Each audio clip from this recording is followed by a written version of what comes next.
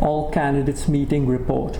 Athol Recreation Center, 16th October 2014, 50 to 60 people attended. Meeting and discussion with councillor candidates Jamie Forrester, Stan Grizzle, and Tim Van Hickey. During the discussion, Roger Stanley grills Jamie Forrester on bylaw enforcement. Two more questions, so we'll have to launch into two new categories. Roger's been trying to get in here, so we'll do Roger and then you at the back, and then we'll ask for closing comments. Roger? Yeah, I'd like to ask your opinion on bylaws that aren't being enforced in this county. The one that I'll pick tonight is the swimming pools in this county, especially Athol. No fencing around it, and that's a liability for the taxpayers. And it's a bylaw that was put in place 2006 by the county, the councilors.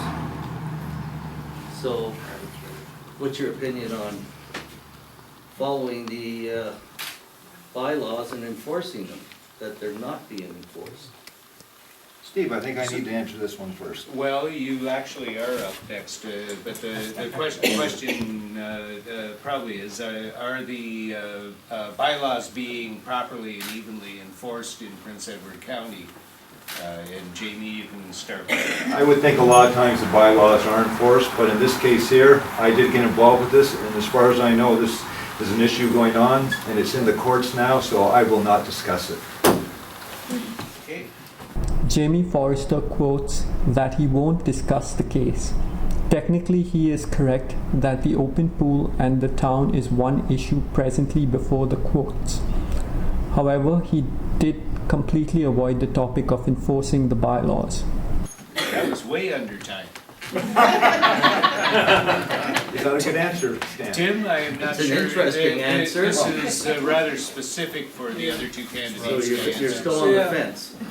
No, I did have something to do with that when I lived in a district municipality where they were enforcing it. And they basically, technically, you're supposed to have a permit to put a pool in, just like a building permit. So any new installations, of course, they have probably an easier way of controlling them. The others, I guess it's just on a complaint. So if you get a complaint that someone's telling you, because you can't see them all right, you get a complaint that someone has one and you're worried about your dog falling in it or whatever, then we have to react on complaint base and take care of it at that point. Okay. Thank you. And I think our bylaw officer does an excellent job in the county. Jamie Forrester makes the statement that the bylaw officer does an excellent job for the county. It calls into question why he felt it necessary to even say that. Okay, and Stan? And a very, very broad answer on that there. I think the bylaws and bylaw officers, acting on a complaint, I've been advised that bylaws are enforced on a complaint basis, and I think that bylaws should be even right across the board. We live in a society now where it's important we all be treated fairly and equitably, and those bylaws should be evenly applied across the board. At one time, we will belong to a police state down here too, unfortunately. That's what happens if you don't enforce the bylaws and the police get involved. Okay, that's a discussion I want to get involved in too. Jamie quotes that "we will soon be living in a police state" is a bit silly.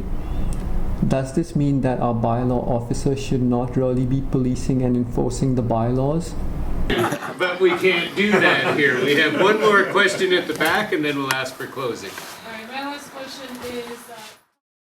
Jamie Forrester needs to remember that as a public servant, his duty is to work for everyone in the county, which includes ensuring that all bylaws are applied evenly.